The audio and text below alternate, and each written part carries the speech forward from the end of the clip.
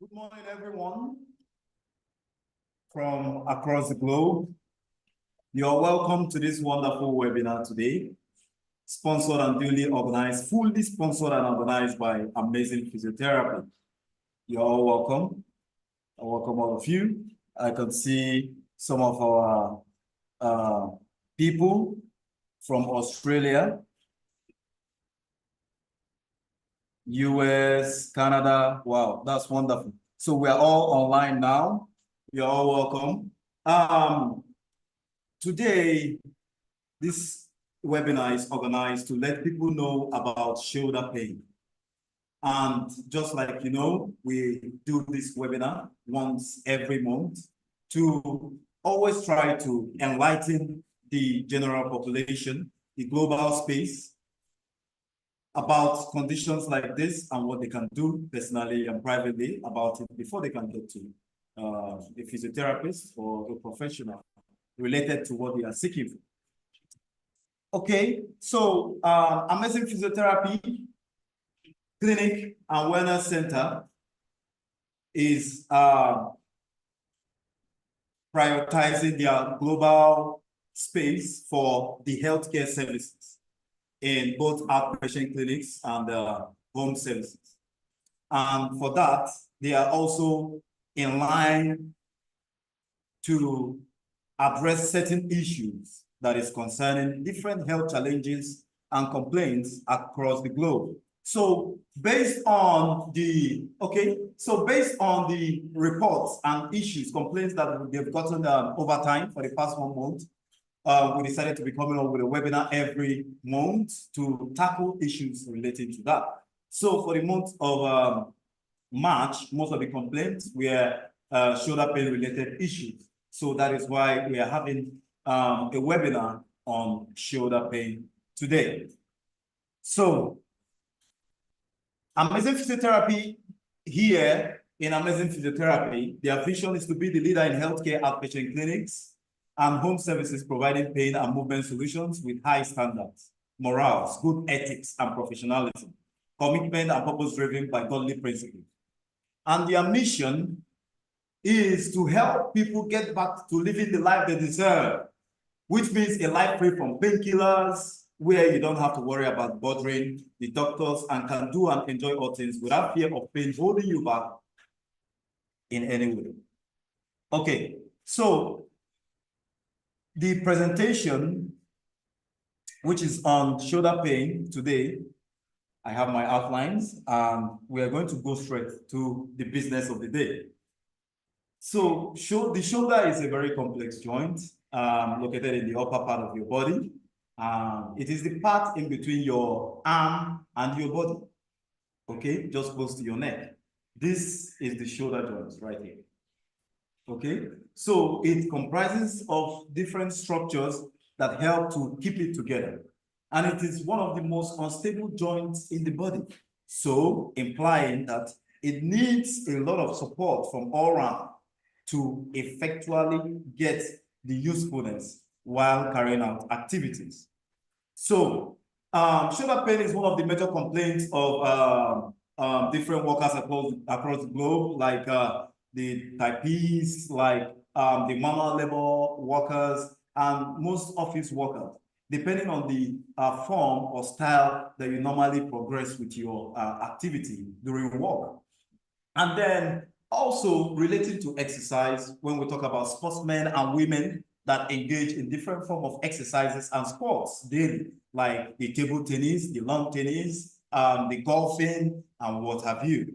Most of these repetitive movements also cause some form of issues to this particular joint, leading to shoulder pain. So it causes discomfort, which will significantly affect the lifestyle, which will significantly affect the activities of daily living of that individual. You know, it hampers on different aspects of the person's life. And anything that concerns the shoulder joint might also be related to the heart and to the neck also related to the upper back. Okay, so we're going to be discussing about the causes, the study of the causes. We're going to be discussing when you can have pain and how to go about it in different scenarios. And mind you that we are using the UK standards for our practices today. Okay, so it is an evidence-based research that has been done by me, and we are going to dish it out today. So some of the causes, to just give you a tip, that could lead to shoulder pain are cases like rotator cuff tendinopathy, that is issues relating to muscles around the shoulder at the superior part. Okay, and then we have calcific tendinitis. Okay, when there is calcium deposits within soft tissues, within structures that will lead to hardening and then restriction of movement, leading to pain and limitation around those areas. And then we have tendinitis of other muscles apart from the rotator cuff, like tendinitis of your biceps in front, triceps at the back, and then tendinitis of brachialis muscle, and some of all those muscles around the arm and the shoulder itself. Okay, so we have osteoarthritis too. We have osteoarthritis, which is a degenerative issue. Then we have issues relating to traumatic experience, maybe relating to accident or a fall and other issues like that, relating to that, maybe in sports and exercise activities, as the case may be. So for the case of knowing the structures around the shoulder joint, the shoulder joint comprises of majorly three associations. We have the glenohumeral joint, that is where the arm, that is the bone of the arm, is called the humerus. So it's called the humeral part, where this bone of the arm sockets into the shoulder. It's what we call the glenoid cavity. Okay, in the shoulder, shoulder. So when we want to describe that particular joint that is created by the bone of the arm and the shoulder, we call it the glenohumeral joint. Then we have another one called acromioclavicular joint. Acromioclavicular joint. Okay, acromion is the extension of the scapula over the shoulder joint.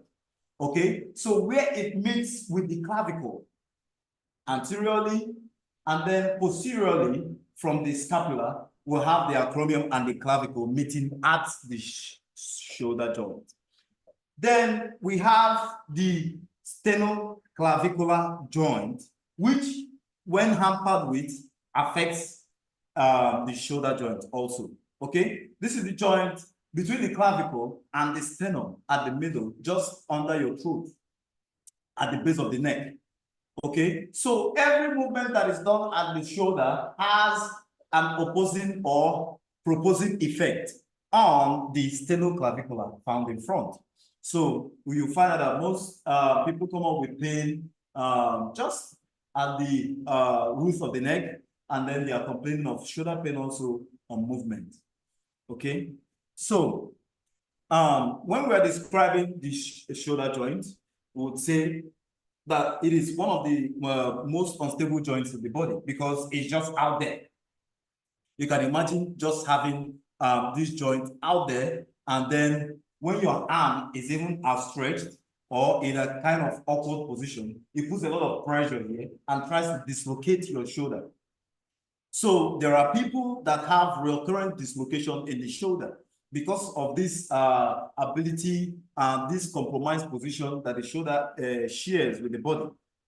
Okay, so the structures around the shoulder have to be strengthened to an extent to maintain stability, the good work, and the functional ability of this particular joint.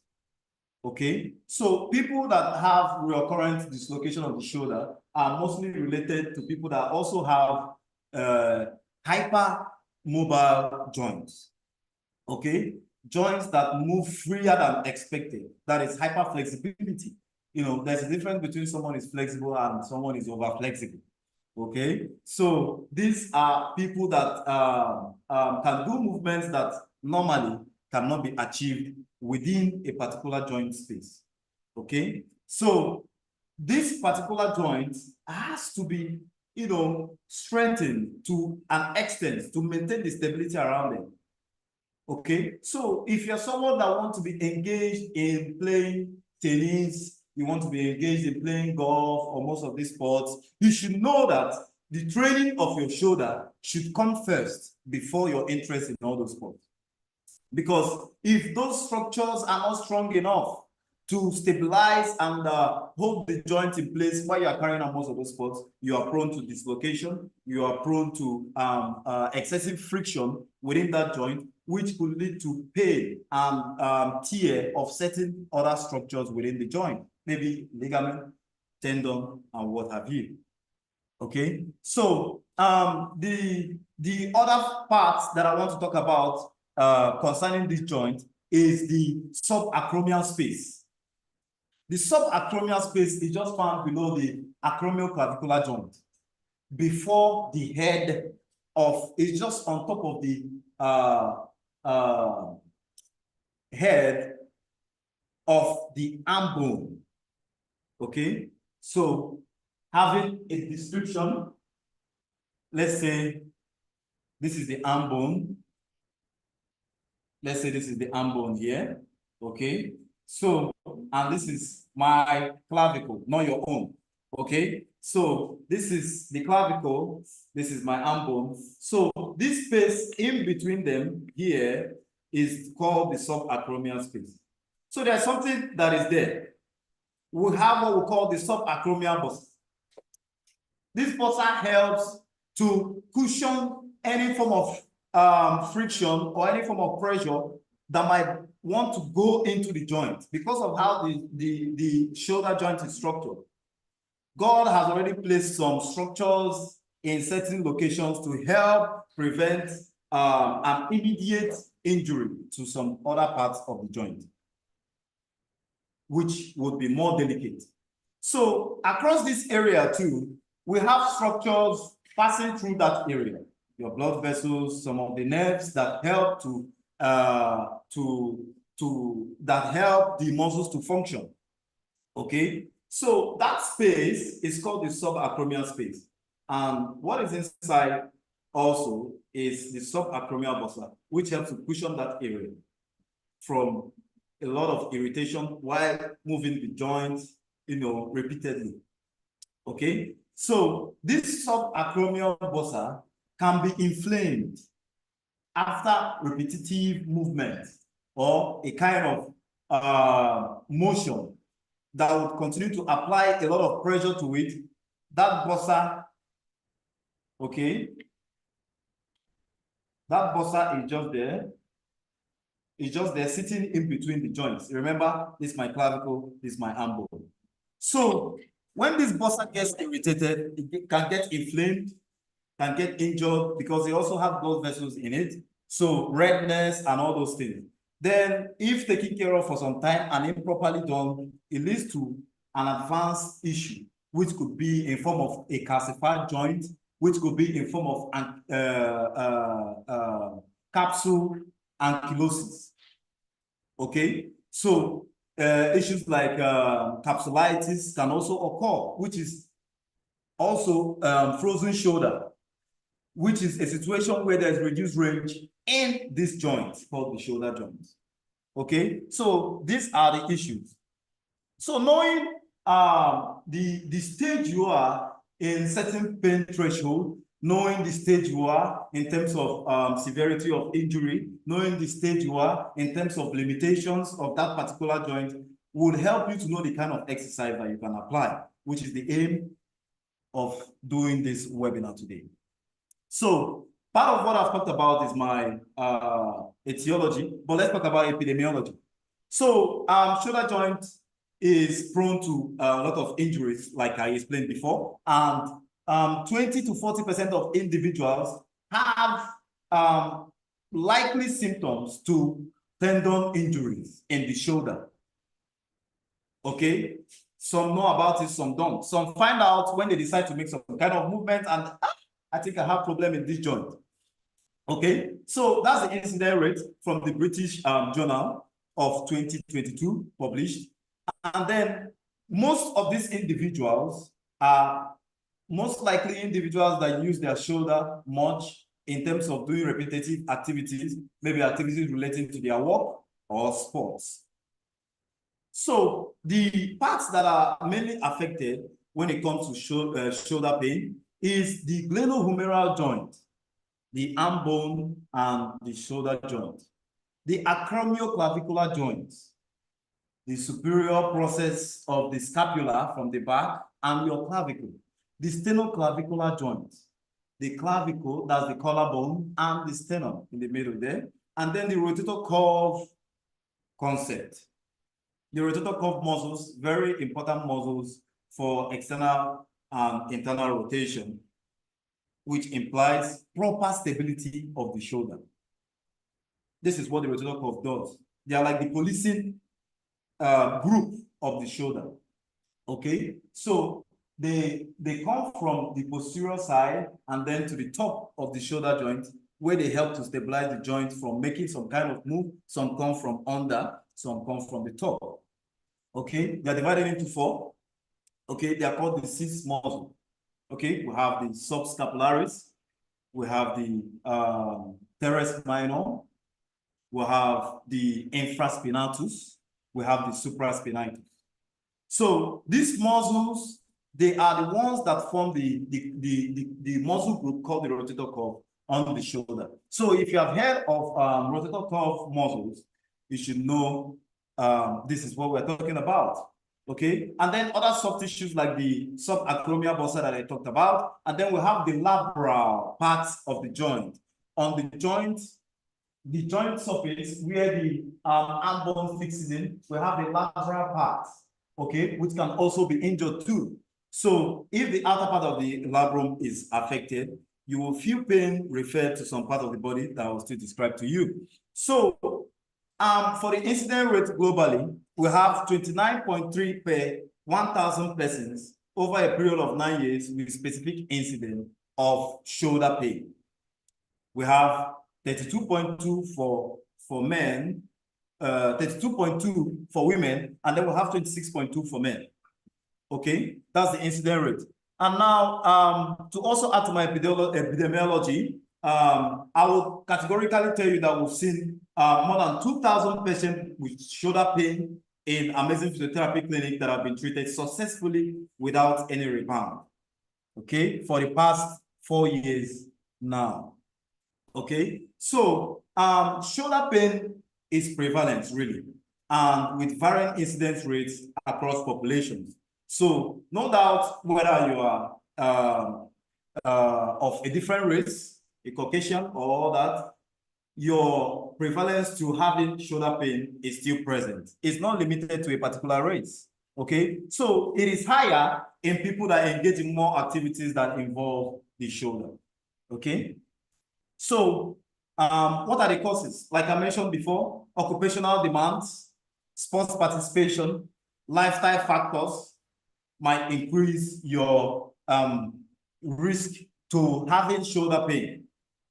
But identifying the factors that can be modified will be very interesting for you. Okay, so when you know the factors that can predispose you to having shoulder pain, you should also know the factors that you can modify. So the modifiable factors that we're talking about are those things that you can change.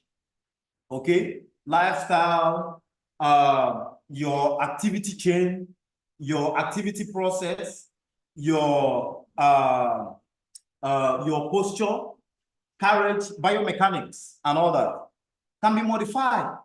Okay, so training in terms of someone that has a weakness of muscle surrounding the shoulder joint should be paramount before most activities are now put in place to protect the joint. Okay, so the shoulder can be exposed to acute, chronic, or biomechanical injuries. And these injuries with risk factors that will expose you to them is age-related or a systemic disease or a genetic issue. Okay, an inherited trait or a systemic disease like most of these neurological cases, like stroke, can predispose you to shoulder pain. So knowing much about the shoulder is very important. Now, on this presentation, we're going to be focusing more on the rotator cuff muscles. Okay, so let me just tell you the functions of the muscles of the rotator cuff. So we have the supraspinatus, which is found just above the dividing spine of the scapula. Okay, just on your shoulder at this point, we have the supraspinatus, and it is responsible for abduction. Okay, that is this movement. That is the primary function of that muscle. It is responsible for abduction. Then we have the infraspinatus. Okay, infraspinatus is the lower part of the spine divide of the scapula at this point, and it is responsible for external rotation. It is responsible for this movement, external rotation. Anyhow you decide to do it, it is still a major contact for this kind of movement. Okay, so we have the teres minor, which is also one of the smallest and most disturbing of them. In fact, the teres minor is most affected when it comes to injuries to the shoulder and is related to the rotator cuff. It's most affected, and it is found just close to your armpits, towards the back, extending forward, and it's also responsible for external rotation. Okay, just any kind of form you want to do, whether in linear or in horizontal or vertical phases. Okay, then we have the subscapularis. It is just under the scapula, and it is responsible for internal rotation. It is responsible for internal rotation. So those are the functions of the muscles. And then when you are making some of these movements and you are having a form of pain, with the information given so far about the functions of some of these muscles, you would know that this is where the problem is coming from. And this is the muscle that is most likely affected. And this is how I'm going to approach it and get the result. So rotator cuff tendinopathy refers to pain, weakness, and most commonly experienced with movements in external and then internal rotation and elevation as applying load to the rotator cuff. Okay, so it means that any pain that you feel when carrying out movements that is related to these rotator cuff muscles is a rotator cuff tendinopathy. Now, there are ways to still rule out other issues like osteoarthritis or subacromial pain or calcified shoulder joint and all that. When it comes to limitation, when it comes to X-ray that will show some form of degeneration due to aging. Okay, now from my slide here, we want to identify some parts of the body where you feel pain and it's relating to the shoulder, but it is not really the shoulder that is causing it. That is where the issue of referred pain comes in. Okay, we have what is called a referred pain. A referred pain is a pain that is felt in a position where the pain is not caused. Okay, that is a referred pain. You are feeling, maybe you are having shoulder pain, but you are feeling it on your neck. So the pain is referred to your neck. Okay, meanwhile, where the pain is being caused is on your shoulder. So it can also be on your shoulder, but also referring to your neck. Okay, so this area, if you're having pain here relating to the neck, then you know that the clavicle is involved, which is the collarbone. Okay, then if you're having pain just below the clavicle, close to the shoulder joint, then you know the bursa is involved. Then if you're having pain around a combination of your arm, like you're going towards your armpit, round, close to the clavicle, near the shoulder, then you know you have what we call labral tear, possibly. Okay, then if you have pain around the shoulder in general like that, it might be a form of fracture, dislocation, a torn ligament, or something like that. And then if you're having that pain around the shoulder and it's radiating down towards your elbow like that, then we are talking of impingement around the shoulder relating to tendon impingement. Okay, there might be a structure pressing down on the tendons attached to the shoulder there. Then, if you're having pain around the neck, going down, radiating down the shoulder to the back, and then coming down towards your elbow, this form, taking this form like this, then it is a possible nerve injury relating to degenerative factors or traumatic factors. That means it's a nerve injury, most especially when you even have tingling sensations on your hand. Okay, so if you're also having pain boxed out, we'll have what we call the boxed out shape, especially on the left. Okay, let me use my hand as a box around that area. Okay, so if I can see well, okay, we'll have this shape of my hand. If you're having pain around this area towards your shoulder, down, and then a circle on your shoulder around here, just above the scapula, and then you're having it around here, pain, and it's even a dull aching pain. And it comes like a wave, okay? That means the pain is related to heart conditions, okay? Your heart needs to be checked. It's a possible heart attack loading, okay? So, and then that kind of pain, when you also have it going down, boxed out here, and then going down your arm like that, then we might be relating it to a form of stress fracture or a serious injury around the arm area radiating towards your heart. Okay, then you also have some having pain on the right side, pain felt on the right side, going up towards the shoulder to the chest, is a possible internal organ issue relating to the liver or visceral structures within there, maybe your stomach or your lungs. Okay, then we also have issues related to ulcers. Okay, internal ulcers that is wounds inside, internal wounds inside, especially on the digestive system. Okay, from your esophagus down, you can have ulcers, okay, presented in different forms. We have duodenal ulcer, we have peptic ulcer, and all that. So when you start having pains like that, some of those issues, symptoms are referred upwards. Okay, you can even feel it at the back of your neck. You can feel it on your upper back. You can feel it anteriorly on your chest, and then towards your shoulders going up.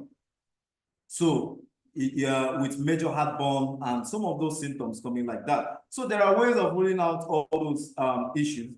But for today, we are talking about the rotator cuff tendinopathy. That is injury relating to this tendon called the rotator cuff muscle complex.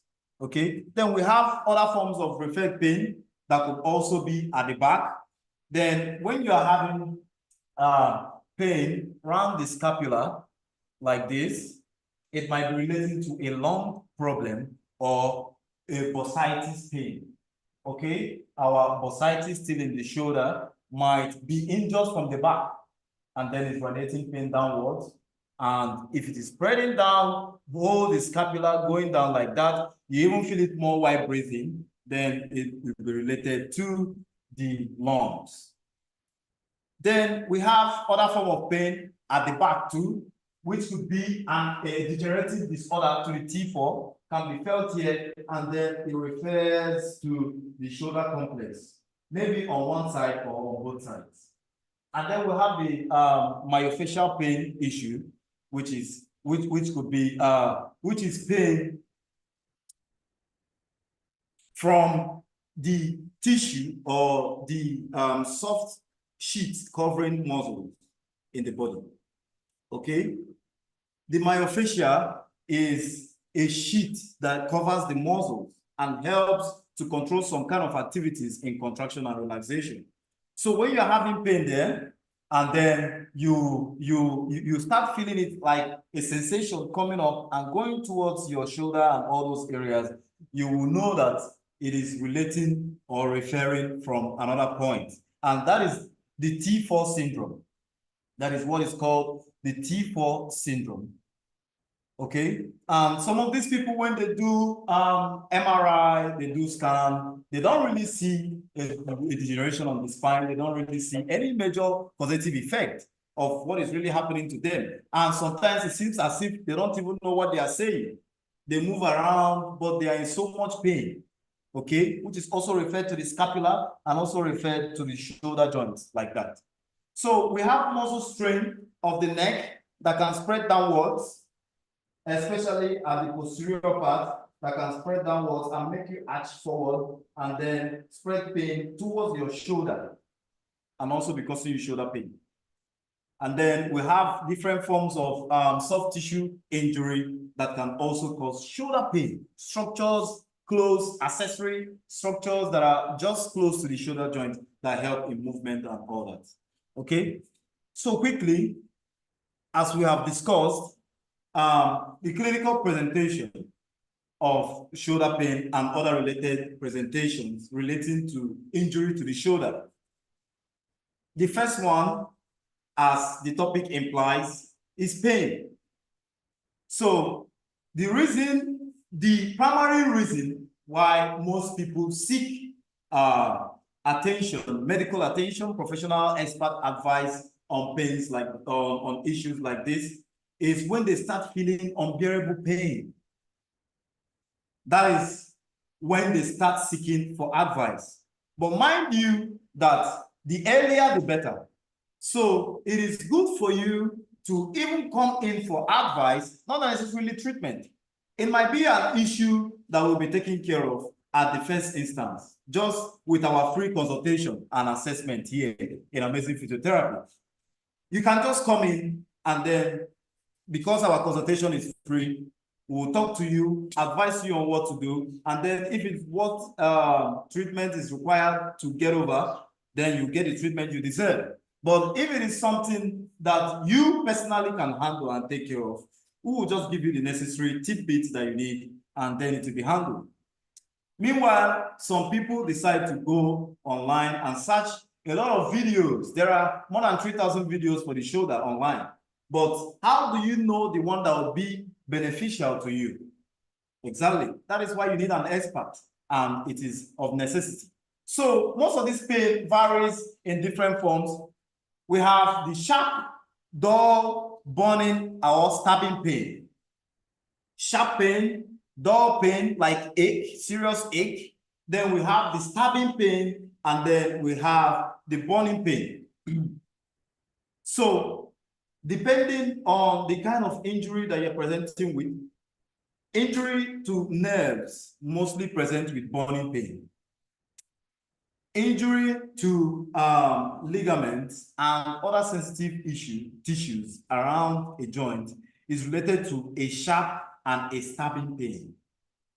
Then the aching pain is mainly injury caused due to overuse, okay, stress around the joint, okay, that have lasted for a long period of time and it is still progressing, which could also present as degenerative issues. That is issues that come with aging, okay? You will notice some of our older folks around us, you know, starting to be complaining of pain around the shoulder with age. You know, this is as a result of aging and degeneration around the joint. Okay, so some of them will complain that they can't remember when last they raised their hand up like this. So maybe you are in the church or in the monks and you are told to raise your hand up and you just see them like this. You feel like maybe it's an elder, that's why he doesn't want to do it. Most of them cannot raise their hand up, you know, to that extent. Even if they try it, they feel a very sharp pain and bring it down immediately. So there's a reason why it's like that. Okay, so this illustration I just made now relates to what we call limited range of motion as part of the problems associated with shoulder pain. Okay, limited range of motion in a case where the person can't really move the joint in different positions as it should normally and anatomically. okay, the person might only be able to raise to some certain extent and bring it down. And then when you tell the person to raise it sideways, is an issue. Meanwhile, the shoulder is supposed to be making a 360 movement without pain or limitation. Okay, so the third one is stiffness. Okay, stiffness is also related to limitation of range within the joint. Okay, because anything that will cause stiffness will also limit the movement in the joint. Okay, so stiffness can be as a result of degenerative issues, and the body trying to heal all those areas will now stiffen up that area to avoid extensive movement that will still cause pain, thereby protecting that joint. But in any case, it is a way of limiting movement in the joint, and you find out that this will stop the person from carrying out some activities. Imagine somebody that can't properly bathe because your shoulder is paining you. Okay, you can't effectively move your hand to the back and scrub your back. Okay, because of pain and stiffness. So it's really destabilizing and causes a lot of can cause a lot of emotional issues to such individual. Okay, so we have another presentation called weakness. So weakness is related to muscles. So when your muscles are weak, there are some things you can't do. Just like you see a child of 5 years trying to carry a 50 kg gallon of water. Okay, you find out that this particular child's muscle is not strong enough to carry such load. Okay, but when the child is given a cup of water, maybe of size 1 kg, you will see that it will be very easy for the child to carry.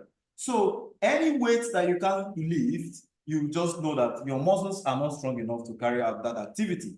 Of course, we know this group of competition that is done all over the world that they call the world's strongest men. You see some of them pulling Dangote trucks for a distance of 1 kilometer.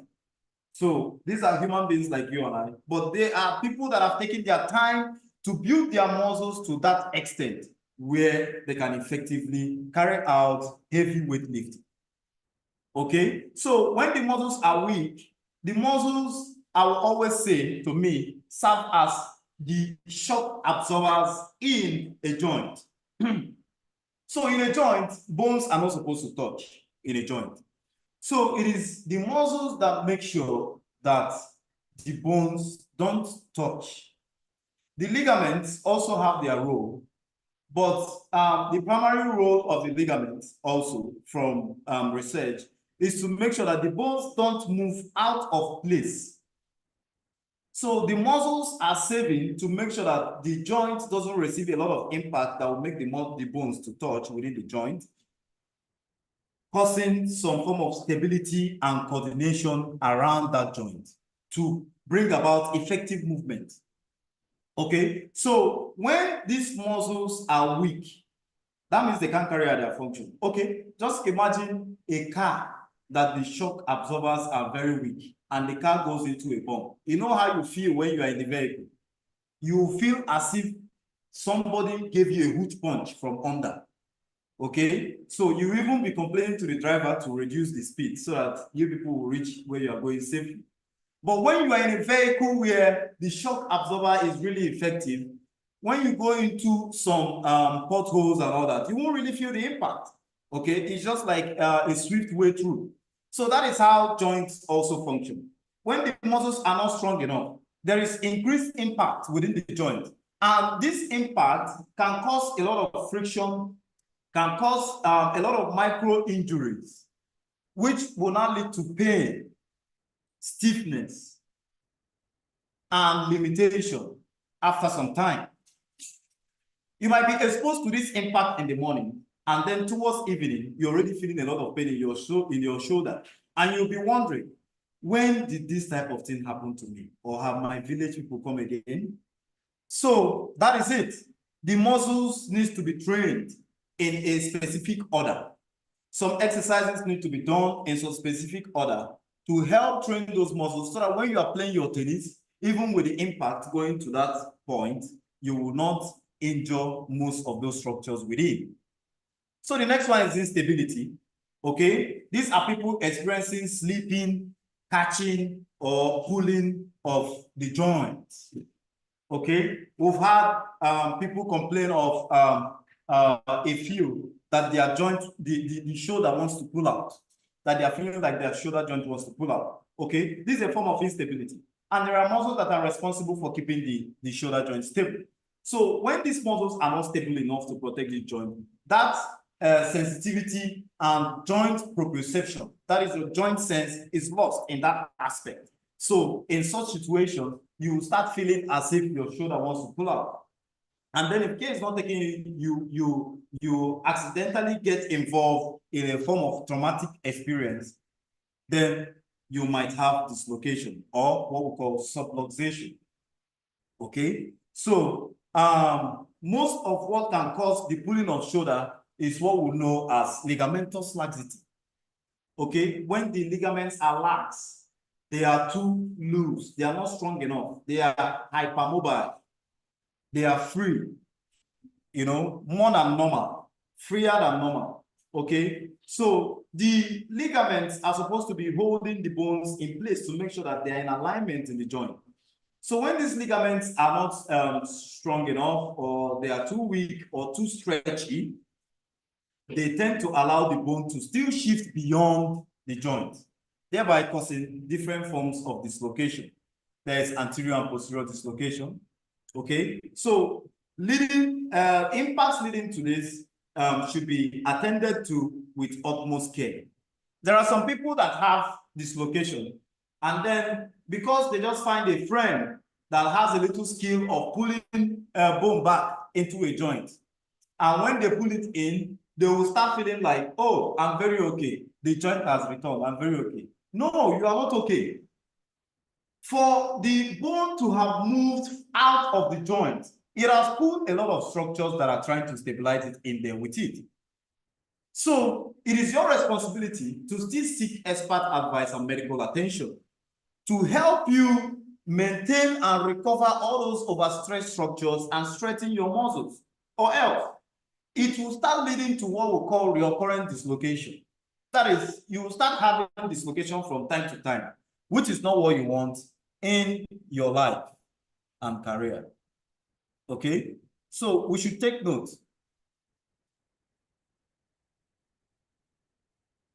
Okay, so the next one is swelling and inflammation. Swelling and inflammation. Sorry.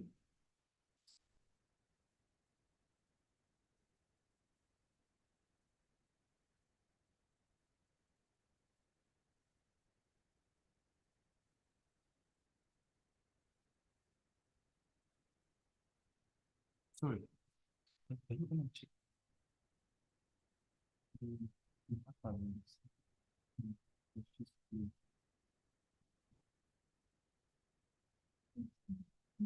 Okay, so let's just continue like that. So swelling and inflammation, okay? This comes with injuries to soft tissue. As we all know, the first response of the body to an injury is inflammation, okay? Inflammation indeed to gather replacement cells and take away dead cells, okay, out of that area. So inflammation can take longer than expected. Okay, that is when we start having the acute and the chronic inflammation. Okay, so when inflammation has started taking longer, we should know that there is an issue somewhere. Then it is possible that there is an injury your body is trying to attend to, but because you feel like it is not much of a problem, you continue your activity, and then it continues to re-injure that area over and over again until it turns into a long-term issue. Okay, so when there is swelling, when there is inflammation, there is need for you to seek assistance, seek attention from an expert, so that you understand fully what is really happening in your joint to prevent future occurrences and future injuries. Okay, and future conditions like osteoarthritis. Because if those tissues don't heal properly within a joint and you continue to have intermittent swelling and the body is trying to repair and heal and there's injury again, it can further increase the process of degeneration within that joint, which can make osteoarthritis to come faster than expected. Okay, so other presentations is clicking and popping.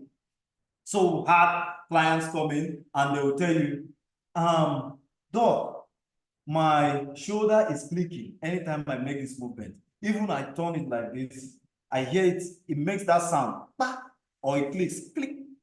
Okay, so when it pops like that, when it clicks like that, is as a result of instability, especially during movement.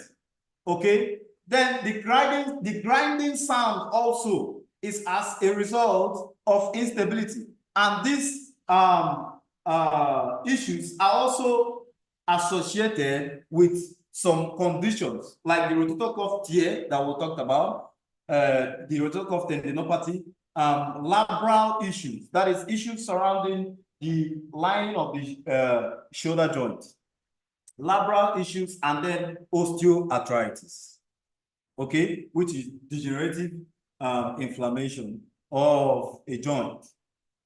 Okay, so night pain also is also a presentation. Most people, they feel the shoulder pain more at night. Yes, and it's for a reason. It is a common feature of tears and injuries to soft tissue in the shoulder. So at night, there is increased building anabolism. There is increased anabolism. There is increased processes that will lead to healing and complete resolving of some certain issues in the body. So when the body starts responding in a painful way to such issues, you also need attention. And then it surprises me that even some people, when they find out that they have this night pain, they will want to sleep on that side of their body again. They will want to sleep on the joint. Sometimes I ask myself, are these people not scared that they are causing more problems? Because you are. You shouldn't be lying down on same position, trying to compress that shoulder, and you are exposing the shoulder to a lot of stiffness, a lot of pain, and further damage that could lead to degeneration. Okay, and then with time, you start hearing grinding sound, pop sounds in that particular area. And then we have functional limitation. Just like I mentioned before, functional limitation, it will start affecting activities that you carry out. You won't be able to open doors, you won't be able to drive effectively, you won't be able to, bathe yourself effectively. You won't be able to reach out for some objects. Even shaking people will be a problem. And then when you go for occasion, people want to shake you, just hold your hand, and they will be like, this man is not polite at all. So all these things, we see it as the clinical presentation. Okay. Then we also have neurological symptoms. That is cases relating to nerve impingement, cervical radiculopathy. That is issues of nerve impingement on the spine. Nerve that exits the spine being impinged at the neck can also cause some kind of radiating pain, radicular pain, coming down your hands like that, giving you sensations throughout and with pain too. Postural abnormalities, okay, rounded shoulder and what have you, okay, issues that distort the biomechanics of the body and the shoulder, okay, is related to pain. Some people, they do it because they might be having some kind of pain somewhere on their shoulder or on their upper back, and they feel like bending forward helps to relieve the pain. So from there, they build a kind of posture that is really dangerous for their body. And then people that are very tall too, tall people, okay, most of them have rounded shoulder related issues, displacement and distorted biomechanics, So because we're talking of rotator cuff tendinopathy, I'll just give you some tips on what you should expect when it is rotator cuff tendinopathy. Okay, the characteristics and the symptoms, apart from pain, relates to loss of range of motion too. Okay, more relevant is the one that occurs when you are unable to raise your arm higher than 90 degrees from this position. Okay? And you are trying to raise above this position and you are feeling pain, a sharp pain on that movement that makes you to drop. Okay? So we'll have the drop hand test. There are different tests that I used to find out all those things. So when you're having that type of issue, or you're having problem internally rotating or externally rotating, like that, when you have that kind of issue, then you know that it is relating to rotator cuff tendinopathy. And of course, you're not feeling any form of metal grinding in the joint, which might be relating to osteoarthritis. You're not feeling any form of pain coming forward, like towards your chest. It might be related to labral tear and subacromial pain, even spreading around that area. Then you should know that it's properly relating to rotator cuff tendinopathy. Okay, so and there could be swelling too in that area. Okay, so what are the risk factors that can predispose you to this type of issue? We have age as a risk factor. And because as people get older, some part of their body also get old too. You'll find out that these joints, when people are getting older, those tissues around those areas also degenerate, leading to limitation, leading to pain, leading to all kinds of presentation that is not good at all for the individual. Occupational factors, construction workers, for example, typists, just like I mentioned before, sportsmen and women, you know, unprofessional swimming that could be rigorous, okay, even professional swimming too, okay, and that is why for most of these sports, it is important to be well guarded, okay, your braces, your splints, your bands and all that, that will help you to protect some of your joints when it is not really protected. Okay, so we have other issues.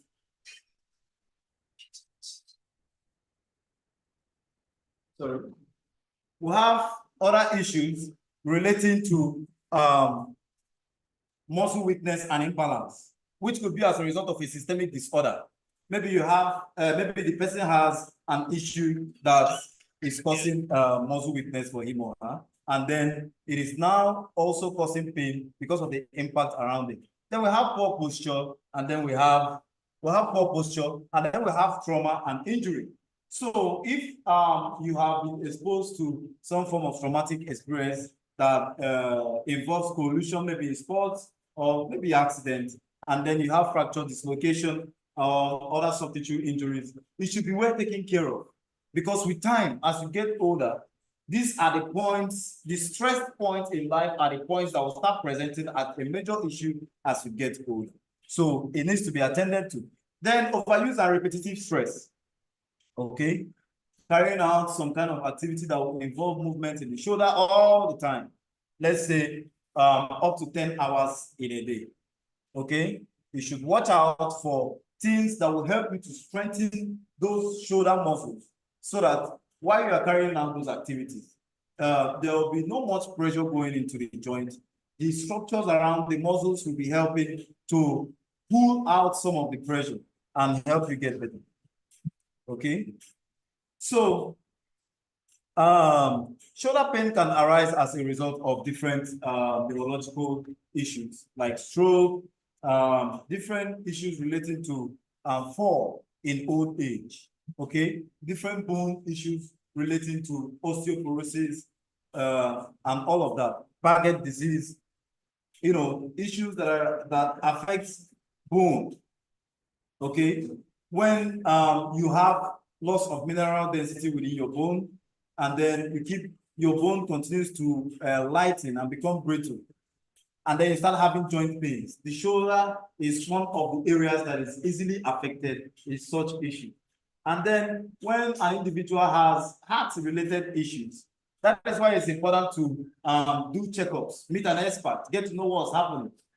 Okay, some heart issues that are referring to the shoulder is a major red flag for some individuals, and it has saved a lot of individuals in the past. Yes, we've met someone that was presenting with that kind of pain, and then with our free consultation, his life was saved. Really, with our free consultation, his life was saved. We found out that this is not really a shoulder-related issue.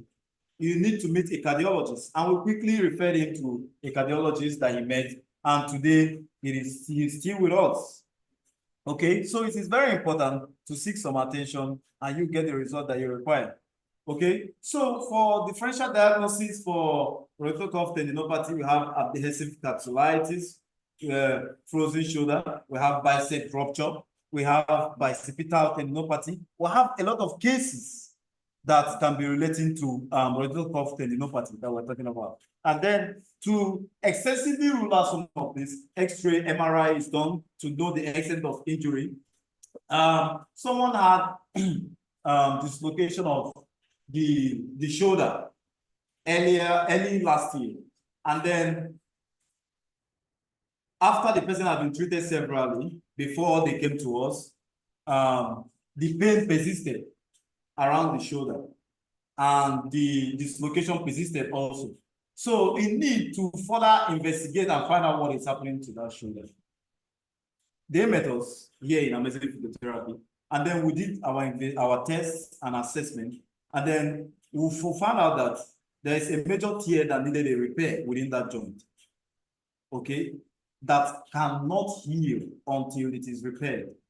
Okay, and then in that kind of situation, you find out that even when the area is without pain and you stress it, the pain will kick off immediately, and then recurrent dislocation. So they went for MRI, and that was exactly what they saw in the MRI. There was a tear within that joint, and after the surgery, they came to us. We made sure that the person didn't come up with any form of complication when it relates to movements and this movement disorder and limited range and stiffness and all that. It was properly eliminated. Until today, the hand is even strong, the shoulder is even stronger than the unaffected side. Okay, so it is very important for some investigations to be carried out to know the extent of the injury. So that is why diagnosis is available for people that are interested.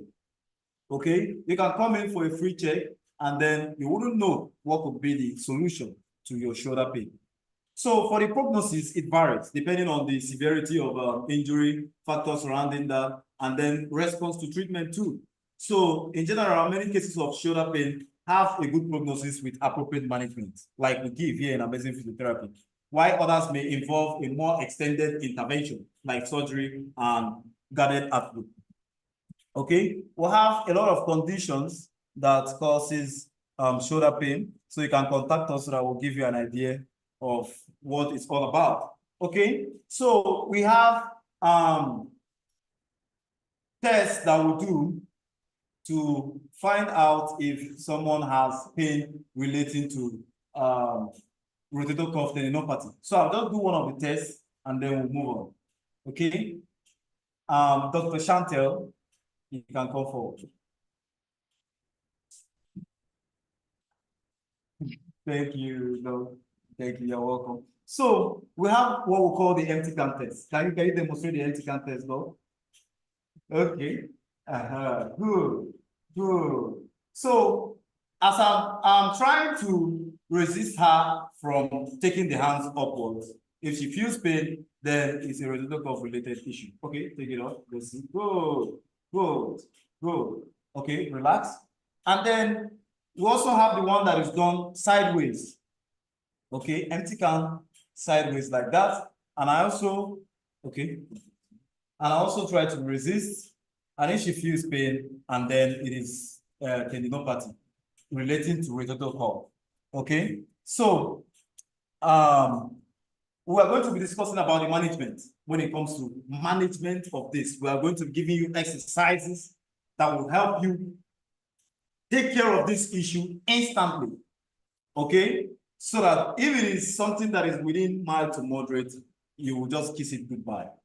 But if it is a very severe situation, after doing the test, rating your pain from 1 to 10, and you are feeling pain as of 8 to 10, further investigation needs to be carried out from an expert to ascertain what and how extensive is the injury.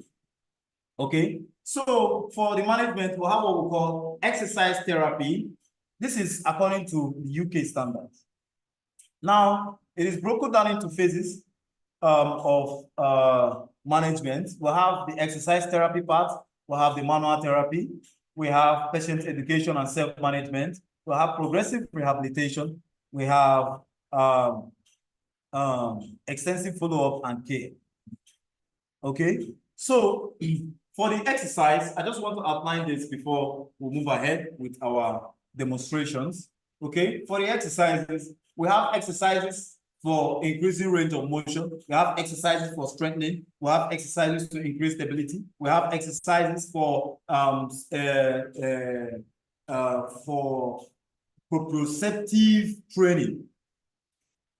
Okay, training that will help you to balance and coordinate your joints in different positions. Okay, people that are into acrobatics will understand what I'm talking about. Functional rehabilitation in line with your work related to occupational therapy. Functional rehabilitation in line with how you carry out your activity, your lifestyle, and all that.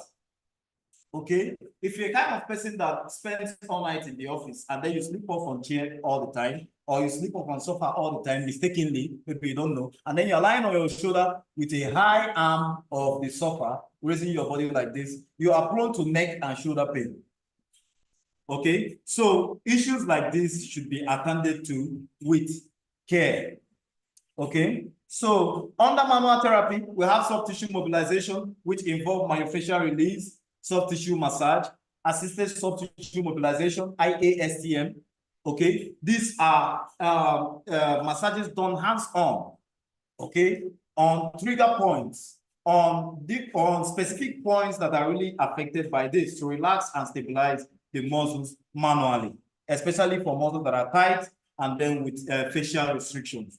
That is, the sheet covering the muscle is having some kind of sensitive issue and it's not allowing the muscle to function properly. Then myofascial release massage is also done for most of those situations. Okay, so we have joint mobilization and manipulation in manual therapy. Okay, so the joint is moved in different positions to increase relief within that joint, to further improve circulation, to further improve the healing process, to further improve the movement in the joint, free movement. And then we have muscle energy techniques, contract and relax techniques done around the muscle. Okay, this muscle energy techniques that is done around the muscles is to improve the muscle and then improve stability and then improve the range and movement capacity within those within that joint that is being affected. And then we have the manual stretching.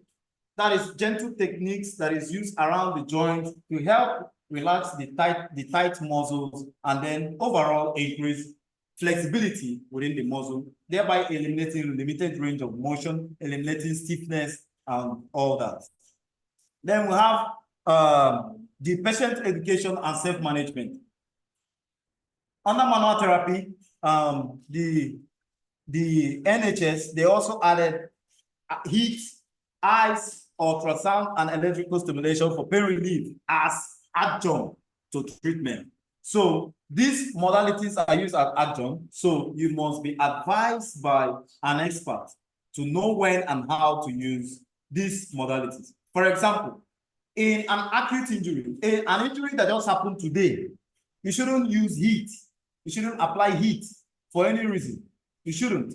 So you should be tending towards ice more, okay, which will help to control the inflammation within that area, also help the area to heal within this normal time and duration, okay, and then ease the pain effectively, okay. So we also have patient education and self-management. So there are some issues that you can handle on your own when it comes to shoulder pain, which is part of what we're going to show you today. And these issues will tell you the borderline of where you will need attention, okay? So if you are handling a form of pain in your shoulder and it is taking much time, let's say it has been up to 1 week and you have been applying some of the stretches and exercises that will help you, you need to seek an expert for advice. You need to seek a physiotherapist in Amazing Physiotherapy Clinic and Wellness Center, okay? Our consultation is free, so it's not an issue of I don't know what it's going to be when I get there.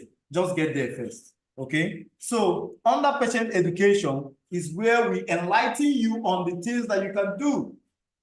There will be something that you are doing that is even worsening the situation for you. Some people prefer to lie down on one side. And because they've been lying down on one side for a very long time, it has led to increased pressure within that joint that is now causing them shoulder pain because of the abnormal positioning they've been taking. Okay, so most of these people, because of the law they have for that particular side, which I don't know, they will tend to continue sleeping on that side, thereby worsening the situation on that side. And then there's another group that have pain on the shoulder, and then they feel like once I apply a lot more pressure on this shoulder, the pain will go down. Let us use pain to fight pain. Okay, so you wouldn't know if it is a situation where that particular idea you want to use wasn't the situation for you. And at the end of the day, it would be something that would take longer than I expected to get back to normal. Okay, so that is why it is important to always seek advice. Come and learn what you should do, what you can do, and how you will do it, and why you should do it. Okay, then we have what we call activity modification. Now, if you are working somewhere and then you are exposing yourself to poor biomechanics, okay, there are some people that have worked in places where they have to be bending for hours. Okay, they bend forward for hours while they're doing what they're doing. We have gone there to modify some of what they do mechanically to ease their pain, and then we help them to modify those areas, and most of them are now sitting to do what they're doing. But initially, they didn't know that it is a major problem for their well-being. Okay, so there are people that type on very high platform while sitting down. They hang their hands, okay, while they are typing, and they feel it's more comfortable for them. There's a secret behind that. You can check on me later so that I'll tell you what's involved. Okay, so home exercise program will also facilitate your healing process and help you to get better within the term that has been defined by the therapist. Okay, pain management strategies. Okay, when to use this or that, when to use hot or cold gel. It's not every form of pain that you have, you are looking for a hot gel to rub. Okay, any gel that you just see that the right is for pain, you'll be looking for it to rub it in that area. It might be what is even causing more problem for you. You need to be checked. Okay, then we have the last phase of treatment, which is the progressive rehabilitation. So progressive rehabilitation has to do with when to introduce what and how to introduce what. So if we are doing exercise with, let's say, 2 kg, and then how do we know it is time to introduce 3 kg? It's progressive. Monitoring and reassessment, we reevaluate and check everything that has been done and what hasn't been achieved and how to achieve it. Okay, for example, there are some people that come up with limitations in different movement pattern in the shoulder. They can't move forward, they can't move back, they can't move sideways like that. They can't even rotate. That's even more painful. So this kind of people, maybe they decide to take self-treatment, or they decide to go to someone that is not an expert, but they feel that the person's grandfather was a herbalist and they know what they are doing. Okay, this type of person will just help you, and then they will get movement in a certain direction. And then you feel like you're okay because you're raising your hand up. But the day you want to take your hand sideways, you feel a very sharp pain. It's an error in treatment. So the treatment has to be holistic when it comes to to any joint. You must get the movement in all position. If there is a limitation, you work towards eliminating that limitation. Then if the limitation is not modifiable, then we will now go to work within the patient's capability. Okay, that's why we are experts. We know the extent you can go and the extent that you shouldn't. Okay, you know, I was met with a challenge that has lasted for 30 years. Can you imagine? A challenge that has lasted for 30 years. This middle-aged man, I met him when he was, before, he'll be 50 this year, but I met him before 50. So he had shoulder pain. Okay, it is the one that we call frozen shoulder stiffness. So he was telling me what happened, how he fell, and he had such injury. So we said, okay, we did our assessment, drew our plan of 2 months, and then we started treatment. And within 2 months, he was very happy, he was okay. But while we were carrying out the treatment in that line, I found out that the other shoulder cannot effectively internally rotate so that he can touch his upper back with his hand, like this.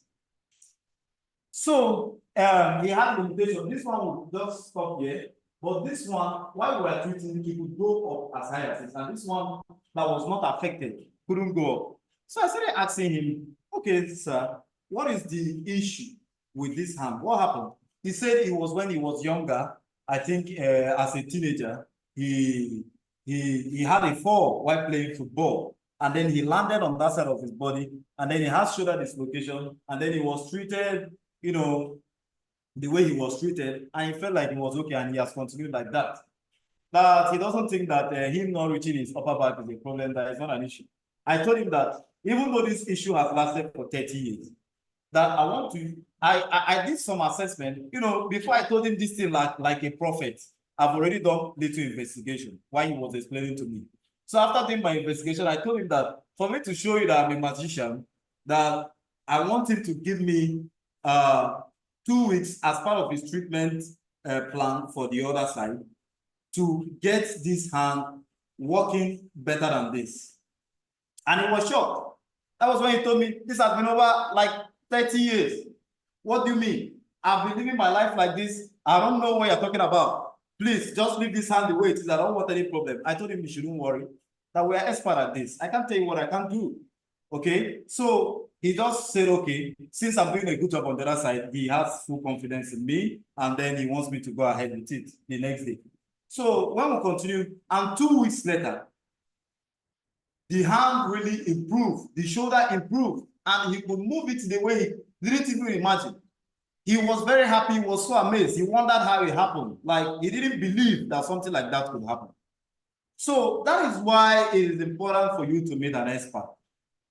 There might be an issue that you even be thinking that, oh, this issue has been here for 100 years, and I don't think that something will happen. That is why we always make it open, that you can come and talk to us. We don't know how we will save you. It might be an issue that will kill you. You might be having neck pain or shoulder pain, but it is related to a heart condition that is terrible. We might not know how we'll save you, and that will be how you'll be saved within that period. Okay, so it is very important for you to come and know what you can do and how to go about it. Okay, so for rotator cuff muscle exercises, having a dumbbell there, no SKG there. Okay, yes. For rotator cuff tendinopathy, it is important for you to make sure that you start with light weights. This is 1 kg. Depending on the severity of pain, you start with light weights. Okay, so I want to get the bed in frame. Is it okay? So now, for the demonstrations relating to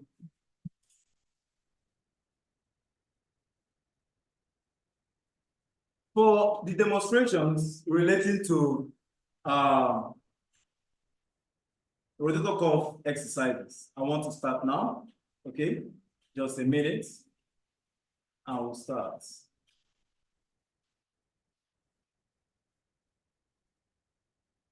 Wow, we have more people coming online. You are just showing, pointing the camera downwards. I can see things.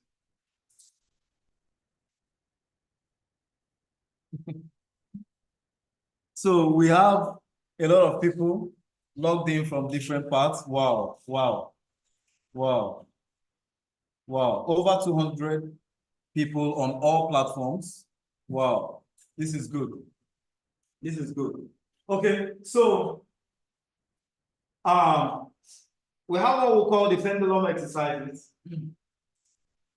It's done on a free plane to help move your arm in a way that would not exert a lot of pressure, especially if you are feeling a lot of weakness in your arm.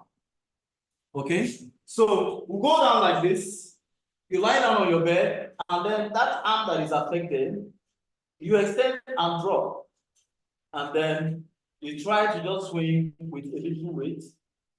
And then you swing like that. Okay. This is not high enough, but it will take care of what we're talking about. So you just swing in a form that will cause some increased range around that joint.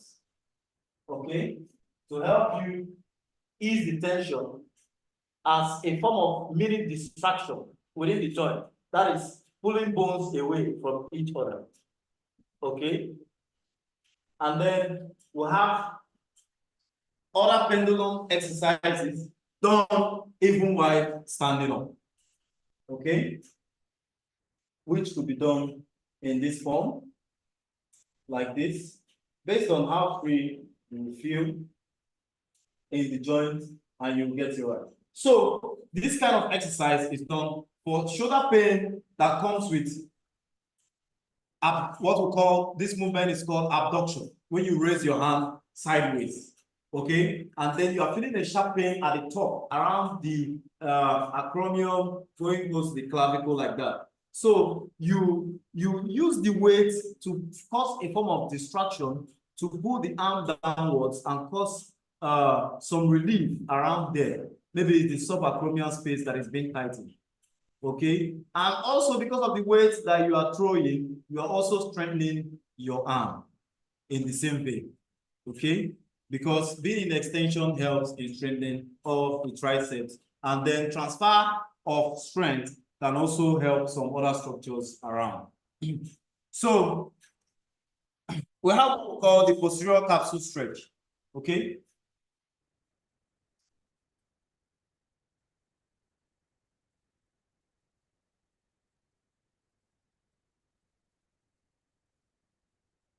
Okay, we have what we call the posterior capsule stretch. Okay, you're welcome once again, Dr. Chantel. Okay, then you reach your arm at the back like this, and then you use the other hand to pull this one towards your body like this. Good. Without moving your upper body, pull, try and pull. Good. So by this means,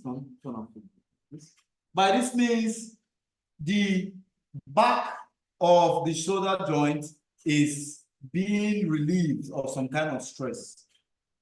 Okay, pull again. Posterior capsule stretch. And then there are 3 forms of this. Then putting your hand downwards, and then putting your hand upwards like this. Yes, just at the back of your neck. And then you can still pull again. Pull towards your body like this. Go. You can still pull again. Go. This will help to stretch that teres minor that we're talking about. That is at the back here, part of the rotator cuff muscle. Okay, and then we have the last one, okay, which is just a free stretch of that particular arm again. Grab your elbow once again, and then you stretch towards your body like this. Good. Good.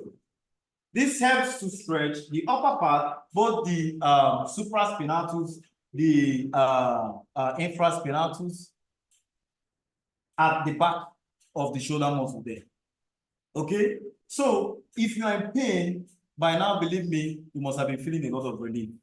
I'm telling you, because this exercises work like magic. So to improve range, you will start doing some exercises. To improve range, you will start doing some exercises that I call the wooden model. Okay, these exercises help to increase range of motion within the joint. Okay, so the wooden model is just use of a wood. In your home, if you have something like a mopping stick, you can use that wood from a mopping stick, or a wood from the your broom or brush. Okay, and then you use it extensively to treat. Now we have we have the linear movement. Okay, take it backwards like this. Good.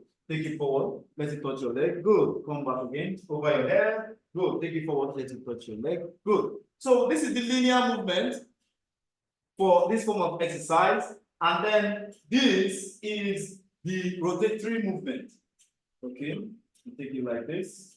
Good. To make sure that you get movements in all directions like that.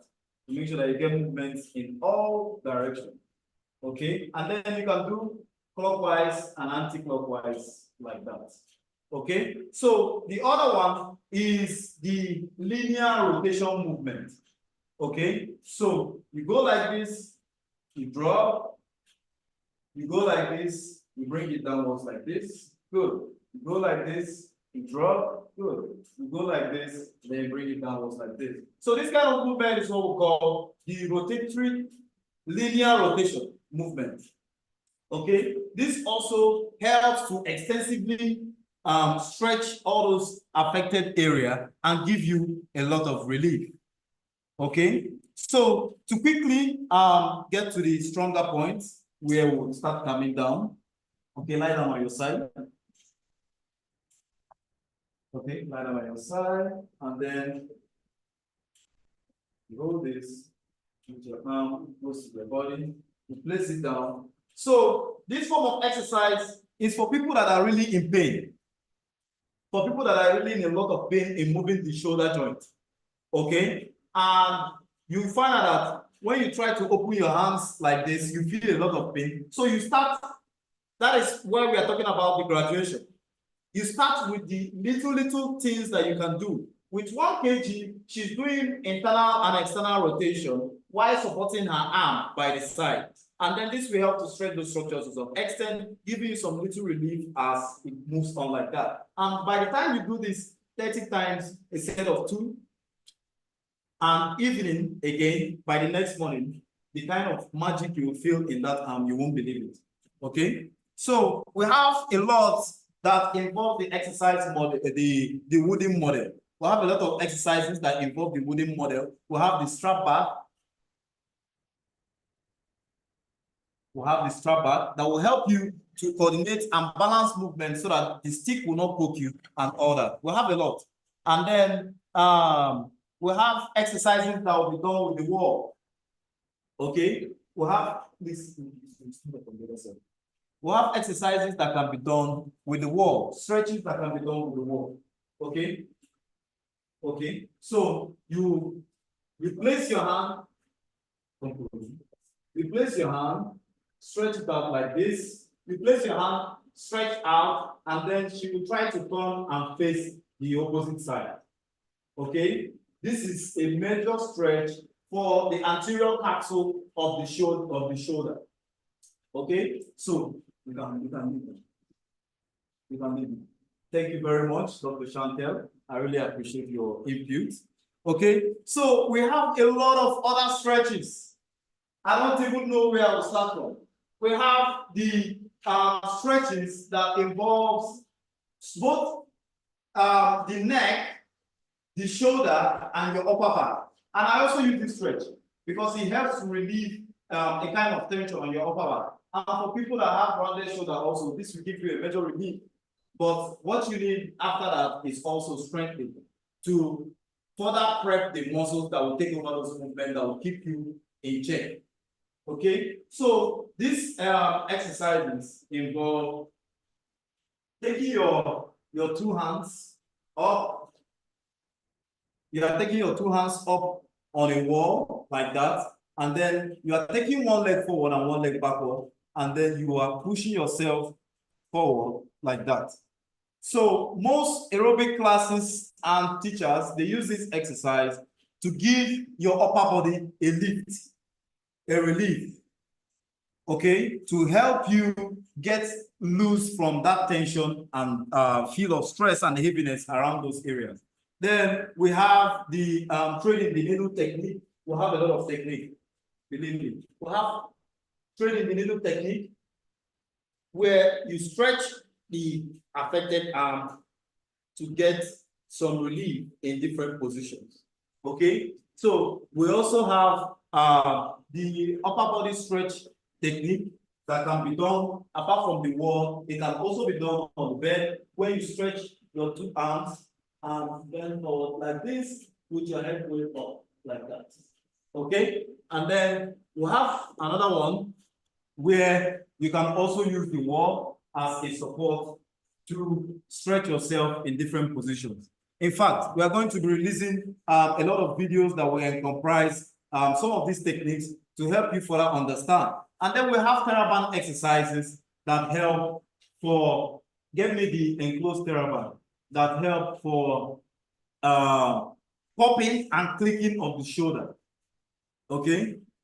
If your shoulder is popping, maybe while carrying out exercises or is clicking, a TheraBand of certain strength will do the magic for you.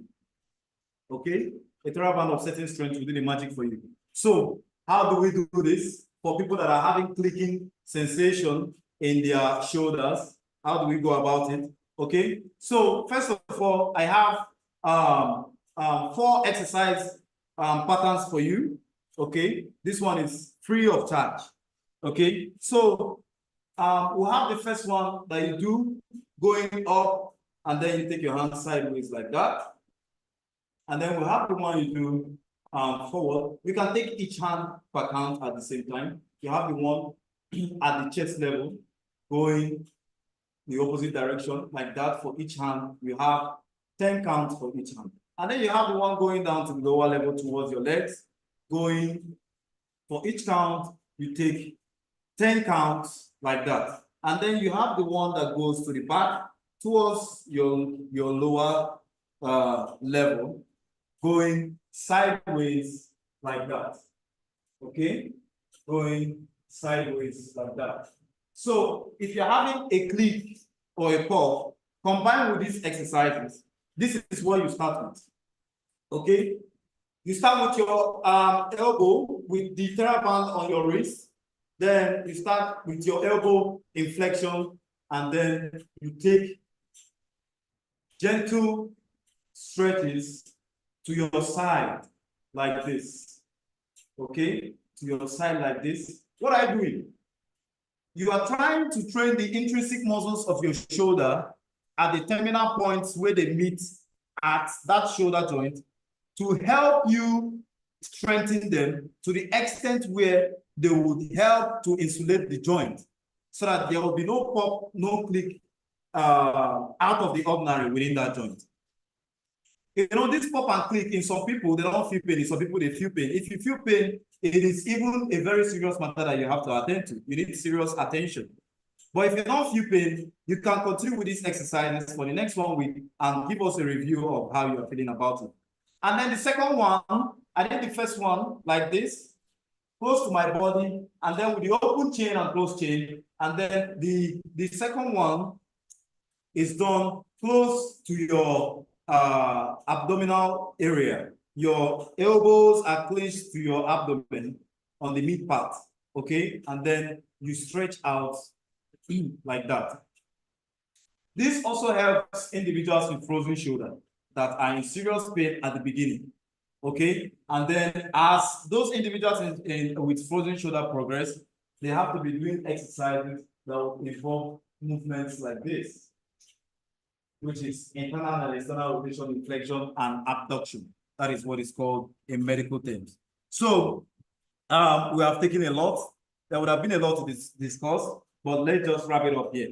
Overall, why many individuals with shoulder pain can expect significant improvement with appropriate treatment and rehabilitation? It's essential to consider the unique characteristics of each case and tailor management towards the needs of the individual. Okay, so early diagnosis is, when it's done comprehensively, will lead to good results in treatment. Individualized treatment is also advised for individuals that need targeted functions. Okay, now I have a 12-week plan for someone that wants to self-manage his or herself free of charge on our website. So we're going to be publishing it after Easter. on Tuesday, we'll have a 12-week self-management plan for you if you are having shoulder pain. And if you have somebody close to you, maybe an elderly one, maybe a younger one, maybe a friend or a brother that also has shoulder pain, and you feel like you need this to also help that person, then you can go to our website and get an e-copy of that information. Thank you very much. God bless you. So, thank you for listening. I've come to the end of my webinar. God bless you. So, if you have questions, if you have any issue that might be bothering you concerning the discussion, you can come up with it now. Start asking questions. Let's get all the questions now.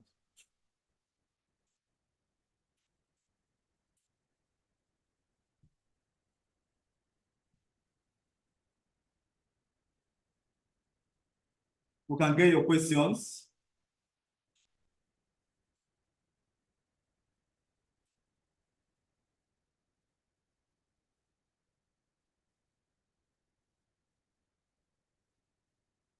Okay, we'll have our first question. We have Josephine from Ghana. She's saying, is that? Okay, she said, I've had an issue for the past 3 years. And after MRI, they said I will go for surgery to repair my shoulder. What can I do in terms of physiotherapy to help me? Okay. Okay. Okay. It depends on the extent of the injury. Okay. For them to have concluded that it is a situation that needs surgical intervention, it must be something close to severe or severe already. So you can reach out to us personally so that we'll get across to you some articles that will also help you. You can reach out to us so that we'll do an in-depth research on what is really going on. You can send us some of the investigation that they've carried out on you so that we'll further check maybe MRI or X-ray since you are not here in Nigeria. You know, we plan to open a branch in Ghana very soon. So it will benefit the people in Ghana so much. So, but for now, you can send us the required details. Maybe if you can come over to Nigeria, it will be very, very nice. Okay? And then we'll attend to you holistically and would know if it is what, even if it results to a surgical intervention, you will still need physiotherapy as a post-care service. Okay? You will still need it as a post-care service to further avoid those surgical complications that might be in form of stiffness, limited range of motion, you know, excessive pain like that, and then muscle weakness. Okay? Thank you very much. Thank you. More questions? We're expecting more questions. We're expecting more questions.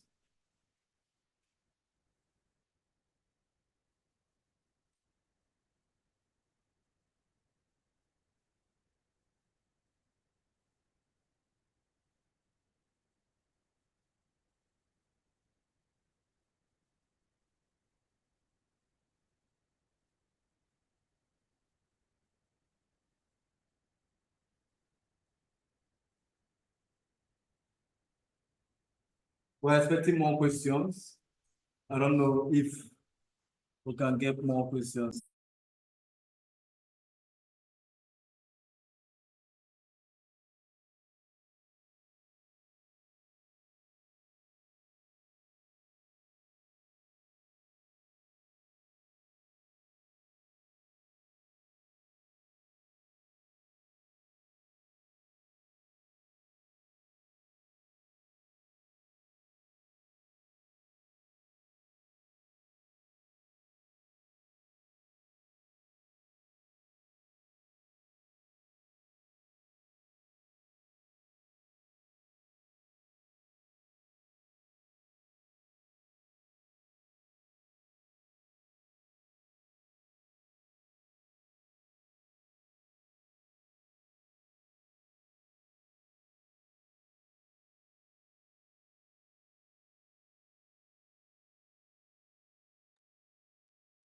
We have physiotherapists online that joined us for this webinar.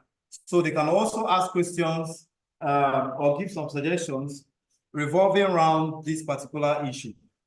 Okay, so that we'll look into some other ones again. Okay, we have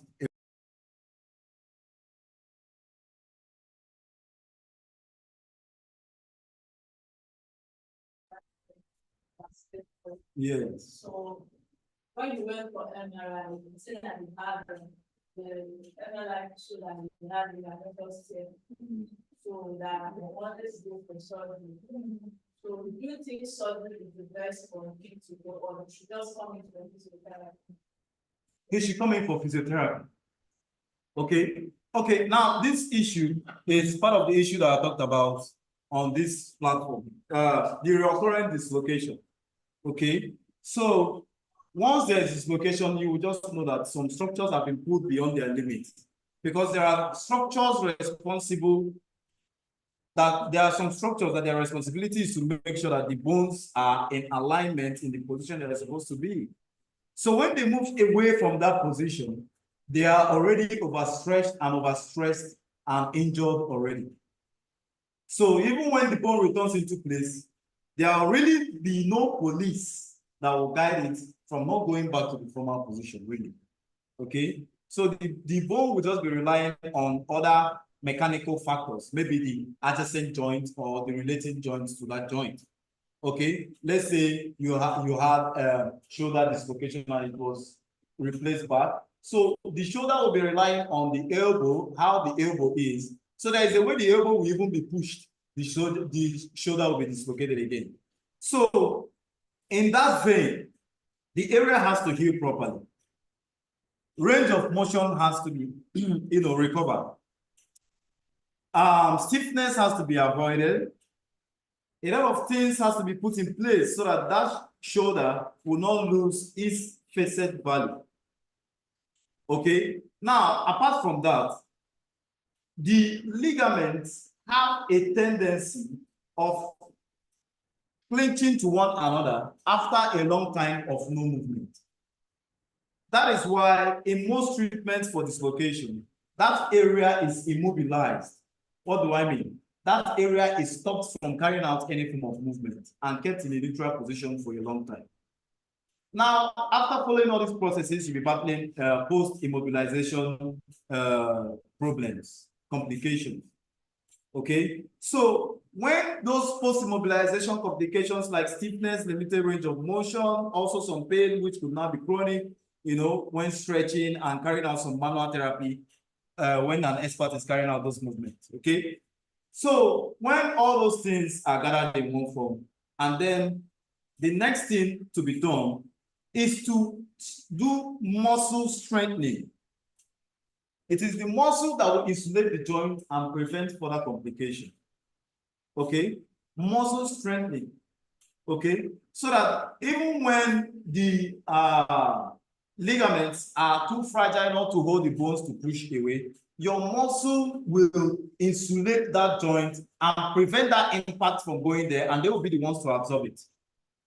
Okay, instead of the joint now having a serious issue, you find out that the muscle is now painful, depending on the impact too.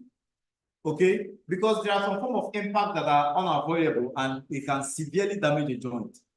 So what that individual needs after that area must have healed is muscle strengthening. Okay, this is what will finally lead that joint to be perfectly protected for a very long period of time. Okay, do you know that as I am now,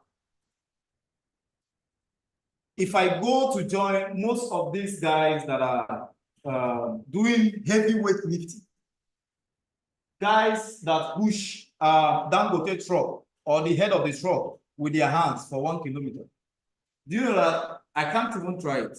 And even if I try to do such a thing, the impact on my joint will lead to severe shoulder pain.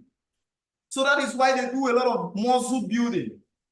They do a lot of muscle building so that the impact will not be on the joint. It will be mostly on the muscles that are carrying out the function.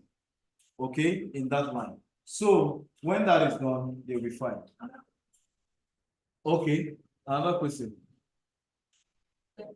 Okay, Declan from Newcastle asks if injections and steroid on the shoulder is good for shoulder because his doctor advised he should do it and he's skeptical about doing it. So should I do physiotherapy or go for injection? Okay, this this individual is asking if he should go for steroid injection for the pain or he should go for physiotherapy. Do you know, I don't even know what is going on in that joint, but I will still find out. But from the way you have presented your question, I know that you will need physiotherapy. Because these injections, they have potency. They have a limit, a time limit. Okay, so when the drug must have run out, what happens next? But physiotherapy doesn't have a time limit. Physiotherapy is everlasting, if I would say. Okay, and you know, exposure to drugs is not even good. You don't even know the nature of your body in general. So when you are exposed to steroids and all those things, they have their own side effects. But physiotherapy doesn't have any side effect. So my advice for you would be for you to go for physiotherapy treatment. Anywhere you are in the world, you go for physiotherapy treatment and you would definitely be happy that you did the treatment. Okay? So I think we have questions coming in from YouTube also. I think we have questions coming in from YouTube. Do you have it there? Yes, this one said, okay. I'm a surgeon. Okay. I discovered that I'm having tendinitis. Okay. Would physiotherapy or help to me? Or do you think I should go for injection as well? The person is having tendinitis. Where is that? Bicep tendinitis. Bicep. Okay. The anterior part of the arm muscle, the bicep muscle, the tendinitis towards the shoulder. Okay. So the groove where they insert is also prone to injuries. Okay. So such individuals should know that at a younger age, you will still get old. Okay. So depending on the severity of the pain, and you want to take injection for that kind of pain or injection to help you for movement or to carry out your daily activities as part of your work schedule and all that, occupational differences, okay? You shouldn't expose yourself to substances that will just give you relief for some time. You should go for interventions that are conservative. There's a reason why they are conservative interventions. Okay, so it will help to conserve and preserve the nature of that joint. We are not only treating you to get better for now, we are treating you to even preserve that joint even for the future. So we cannot treat you as part of our long-term and short-term goals just for you to be okay for a year and get worse later. Just for you to be okay for some days and then the next day you are complaining. That is what we abhor the most in our company, Amazing Physiotherapy Clinic. That's what we abhor the most. We don't want the person that was treated to come back for treatment again.